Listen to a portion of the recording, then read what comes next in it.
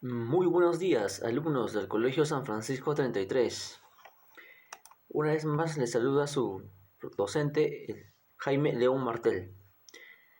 Bueno, el día de hoy vamos a tratar sobre el curso de literatura peruana en el nivel secundaria intermedio. El tema es Ricardo Palma. Bueno, este gran escritor peruano, ¿no? Cualquier consulta sobre la presente clase, ahí tienen mi número de WhatsApp. Bueno, para hablar sobre la vida de Ricardo Palma, debemos iniciar manifestando sus datos biográficos. Este gran escritor peruano reconocido a nivel nacional e internacional nació en Lima el 7 de febrero de 1833.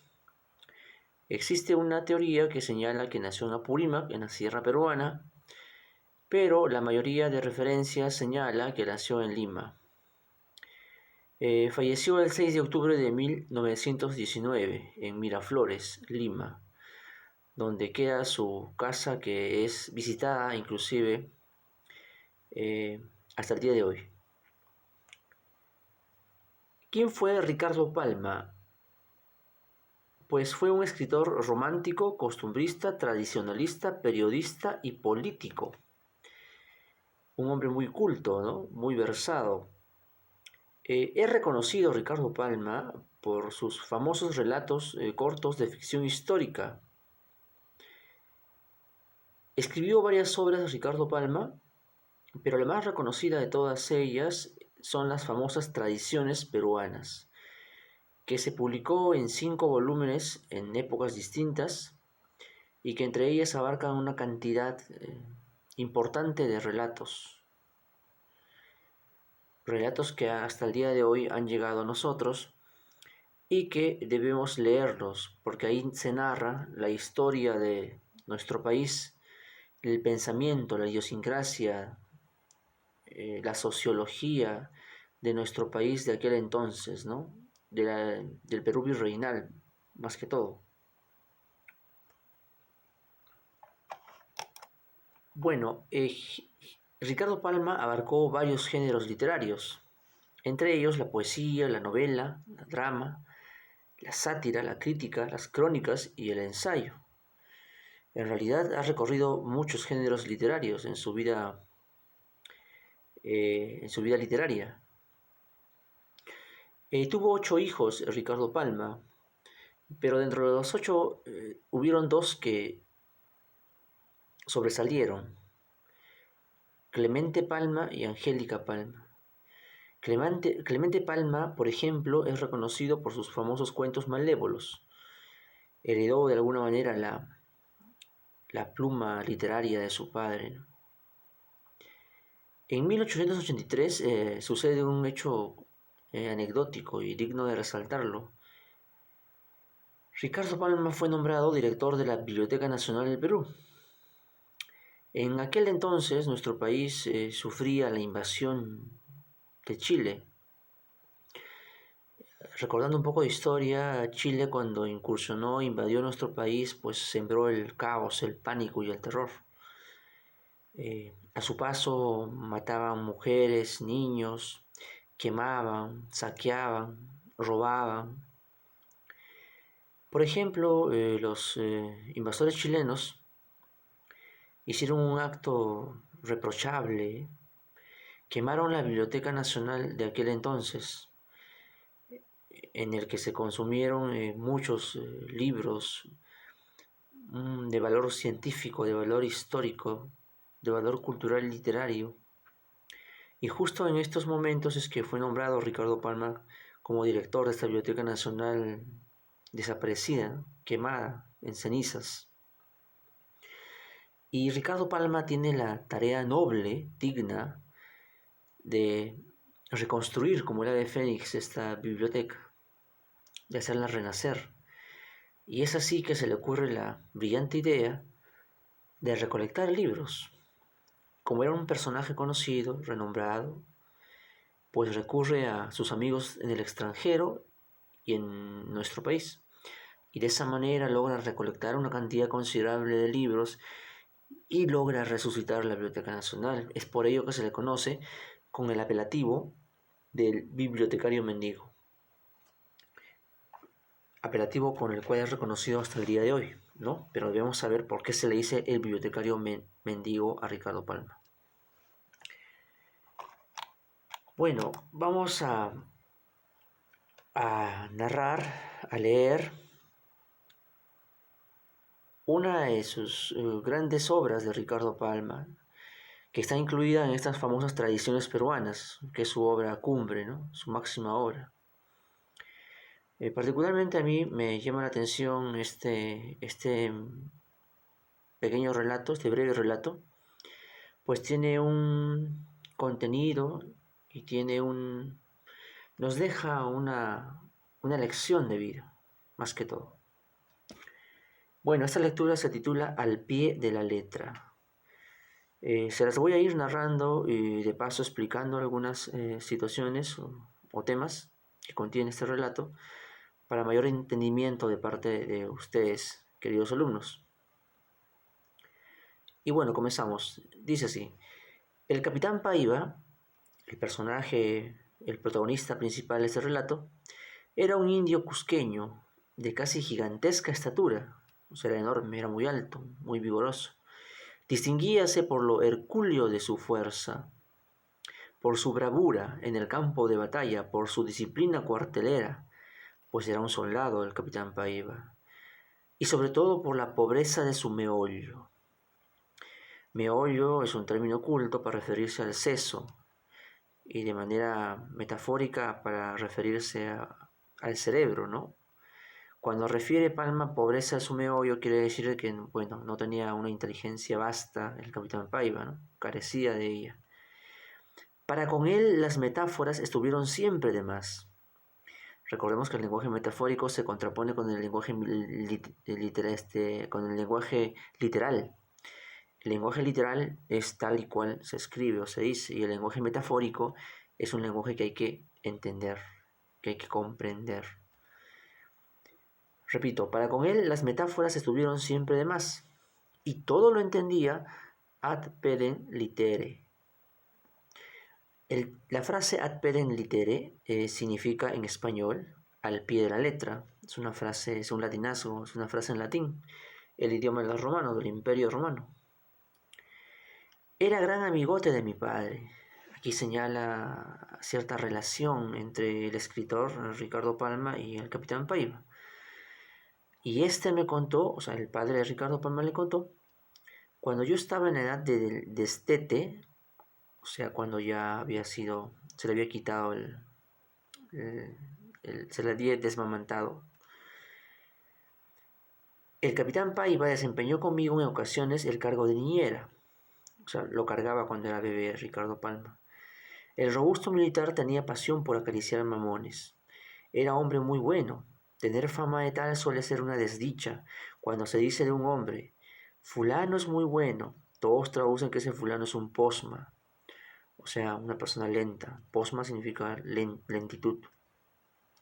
Que no sirve para maldita de Dios la cosa, y que no inventó la pólvora, ni el gatillo para sacar muelas, ni el cri-cri.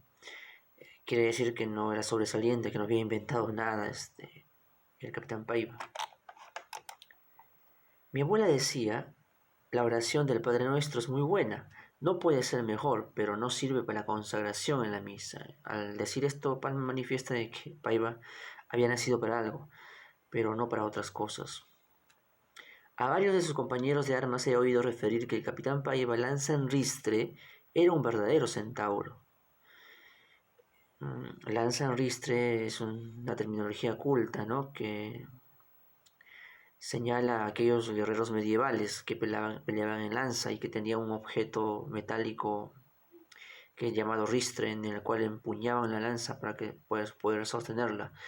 Entonces, al referirse Ricardo Palma, lanza en ristre era un verdadero centauro, quiere decir que era un bravo soldado. Valió él solo por un escuadrón, refuerza la idea anterior. En Junín, es decir, en la batalla de Junín, en la gran batalla de Junín contra el Imperio Español, ascendió a capitán. sea, de soldado, de un simple soldado, pasó a capitán. Pero aunque concurrió después a otras muchas acciones de guerra, realizando en ellas proezas, el ascenso a la inmediata clase no llegaba, o sea, no podía ascender de capitán. Sin embargo, de quererlo y estimarlo en muchos, sus generales se resistían a elevarlo a la categoría de jefe. Cadetes de su regimiento llegaron a coroneles. Paiva era el capitán eterno. Para él no había más allá de los 3 galoncitos. 3 galoncitos refiere, pues, ¿no?, a su grado de capitán. O sea, no llegaba a 4 galones ni a 5 galones. Y tan resignado y contento y cumplidor de su deber, y lanceados y pródigo de su sangre. ¿Por qué no ascendía Paiva? Por bruto y porque de serlos había conquistado reputación piramidal. Es decir, todo el mundo sabía que Paiva pues no era una persona iluminada. Vamos a comprobarlo, refiriendo entre muchas historietas que de él se cuentan lo poco que en la memoria conservamos. Era en 1835 el general Salaverry, jefe supremo de la nación peruana y entusiasta admirador de la bizarría de Paiva, o sea, de la bravura de Paiva. Bizarro significa bravo. A propósito, el general Salaverry, hay que recordar que fue el presidente más joven del Perú. A los 31 años logró ser presidente del Perú. Algunos piensan que Alan García Pérez, a los 35 años, llegó a ser presidente del Perú. Ese fue el más joven. No, el general Salaverry a los 31 años ya era presidente del Perú. El presidente más joven y el presidente que murió también siendo más joven, porque murió al año siguiente. Su reinado, por así decirlo, duró solamente un año. Lo fusilaron al siguiente año. Cuando Salaverry, el presidente del Perú en aquel entonces, ascendió a teniente, era ya Paiva capitán. Hablábanse tú por tú, es decir, se tuteaban por el cariño que se tenían, y elevado aquel al mando de la República, no consintió en que el lancero le diese ceremonioso tratamiento. Paiva era su hombre de confianza para toda comisión en peligro. Salaverry estaba convencido de que su camarada se dejaría matar 1000 veces antes que hacerse reo de una deslealtad o de una cobardía. En realidad tenía un gran valor Paiva, era una persona muy leal, una persona muy honesta. Una tarde llamó Salaverry a Paiva y le dijo: mira, en tal parte es casi seguro que encontrarás a don fulano, es decir, a una persona. Me lo traes preso, pero si por casualidad no lo encuentras allí, allana su casa. 3 horas más tarde regresó el capitán y dijo al jefe supremo. Antes de seguir con el relato, al manifestarle Salaverry, el presidente de la nación, a Paiva, el capitán Paiva, al manifestarle que allanase la casa, Salaverry se estaba refiriendo a una terminología jurídica. Allanar en términos jurídicos significa entrar a una casa contra la voluntad de su dueño. Pero Paiva no lo había entendido de esta manera, ¿no? Paiva entendía todo, recordemos, al pie de la letra, ad pedem litteram. Entonces no le podrían venir con lenguajes jurídicos a Paiva, ¿no?, que lo entendía de forma literal. Bueno, seguimos con el relato.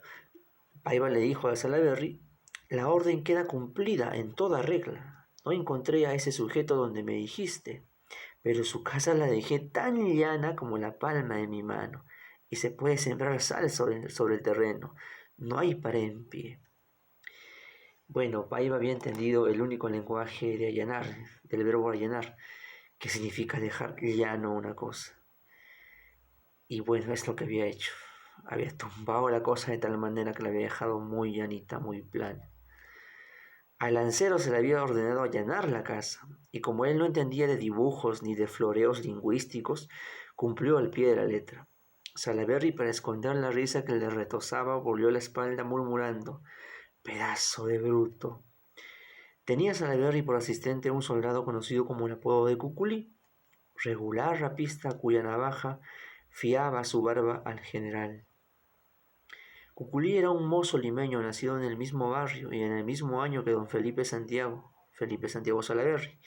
Juntos habían mataperreado en la infancia y el presidente abrigaba por él fraternal cariño. O sea, era un amigo de infancia, el tal Cuculí. Cuculí Era un tuno completo. Al decir tuno completo se refieren a los que participan en las tunas, en estos grupos de música universitarios, que hasta el día de hoy subsisten. No sabía leer, pero sabía hacer bablar a las cuerdas de una guitarra, bailar zamacueca, empinar el codo, acarretar los dados y darse de puñaladas con cualquiera que se le disputase los favores de una pelandusca. Pelandusca es un término oculto para referirse a una prostituta. Abusando del afecto de Salaberry, cometía barrabasada y media.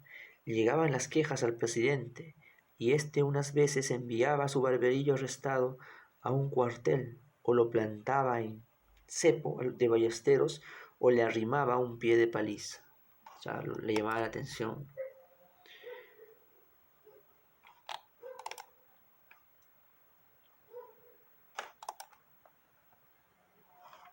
Bueno, mira canalla, le dijo un día don Felipe, molesto por su amigo Cuculí. De repente se me acaba la paciencia, se me calienta la chicha y te fusilo sin misericordia. El asistente levantaba los hombros como quien dice, ¿y a mí qué me cuenta usted? Sufría el castigo y rebelde a toda enmienda y volvía a las andadas. Gorda, muy gorda debió ser la queja que contra Cuculí le dieron una noche a Salaberry, porque dirigiéndose a Paiva dijo, llévate ahora mismo a este bribón al cuartel de granaderos y fusílalo entre dos luces. Media hora después regresaba el capitán Paiva y decía a su general, es decir, a Salaberry, ya está cumplida la orden. Bien contento lacónicamente el jefe supremo, o sea, le decía Salaberry a Paiva, bien, le decía. Pobre muchacho, continuó Paiva, lo fusilé en medio de dos faroles. Es que lo que había sucedido era que Paiva no había entendido el lenguaje metafórico de que Salaverry le manifestó, ¿no?, que lo fusilara entre dos luces. Bueno, acá explica Ricardo Palma qué significa esta metáfora. Para Salaverry, como para mis lectores, entre dos luces significaba al rayar del alba, metáfora usual y corriente, pero venir con metaforitas a Paiva, Salaverry, que no se había propuesto sino aterrorizar a su asistente y enviar la orden de un indulto una hora antes que rayase la aurora, volteó la espalda para disimular una lágrima, murmurando otra vez, pedazo de bruto. Paiva no había entendido, ¿no?, que tenía que fusilarlo antes que culmine el día. Pero esto no había entendido Paiva. Paiva pensaba que era colocar dos faroles, dos luces y fusilarlo, y lo hizo de inmediato. Entonces Salaberry, que pensaba perdonarle la vida antes que acabe el día a Cuculí, pues no había comprendido el lenguaje literal de Paiva. Y justo refiere esto a Ricardo Palma y dice, desde este día quedó escarmentado Salaberry para no dar a Paiva encargo o comisión alguna. El hombre no entendía de acepción figurada, es decir, metáforas o lenguaje metafórico, en la frase. Había que ponerle los puntos sobre las íes, o sea, muy literal, ¿eh? Pocos días antes de la batalla de Socabaya, otra de las batallas contra el Imperio Español, hablábase un batallón del ejército de Salaverry, acantonado en Chajlapampa. Una compañía boliviana, desplegaba en guerrilla, se presentó sobre una pequeña eminencia y, aunque sin ocasionar daño con sus disparos de fusil, provocaba a los salaverrinos, es decir, provocaba a las huestes de Salaverry. El general llegó con su escolta a Chaclayapampa, descubrió con auxilio de anteojo una división enemiga, a 10 cuadras de los guerrilleros, y como las balas de estos no alcanzaban ni con mucho al campamento, resolvió dejar que siguiesen gastando pólvora, dictando medidas para el caso, en que el enemigo, acortando distancia, se resolviera a formalizar combate. Dame unos cuantos lanceros, dijo el capitán Paiva, y te ofrezco traerte un boliviano a la grupa de mi caballo. Bueno, esto se refiere al relato de las pugnas militares entre Perú y Bolivia. No es preciso, le contestó don Felipe. Pues hombre, van a creer esos cangrejos que nos han metido el resuello y que les tenemos miedo. Bueno, meter el resuello es callarlos, ¿no? Opacarlos. Y sobre este tema siguió Paiva majadeando, y majadereó tanto que fastidió a Salaberry y le dijo: déjame en paz, refiriéndose a Paiva. Haz lo que quieras, anda, ya está a matar. Paiva escogió 10 lanceros de la escolta, cargó reciamente sobre la guerrilla que contestó con nutrido fuego de fusilería, la desconcertó y dispersó por completo, e inclinándose el capitán sobre su costado derecho, cogió del cuello a un oficial enemigo, lo desarmó y lo puso a la drupa de su caballo. Entonces se prendió de regreso al campamento. 3 lanceros habían muerto en esa heroica embestida, y los restantes volvieron heridos. Al avistarse con Salaver, gritó Paiva: manda a tocar la diana, viva el Perú, y cayó del caballo para no levantarse jamás. Tenía 2 balazos en el pecho y uno en el vientre. Tocar diana significa tocar las cornetas, ¿no? Para términos militares. Salaverry le había dicho: anda, hazte matar. Pero decirle esto a quien todo lo entiende al pie de la letra era condenarlo a muerte. Es decir, Paiva se había mandado matar en realidad y terminó muerto en su ley, por así decirlo, ¿no? Dice Palma: yo no lo afirmo, pero sospecho que Salaverry, al separarse del cadáver, murmuró conmovido: valiente bruto. Bueno, este relato que acabo de contarles es justamente una de las microficciones o de los microrelatos de tradiciones peruanas del gran Ricardo Palma, cuyo mensaje es que no debemos entender todo al pie de la letra, debemos descifrar, debemos entender o comprender las palabras y no ser muy literal. No hay que ser muy pegados a la letra, no hay que ser muy literales, hay que saber entender algún lenguaje metafórico.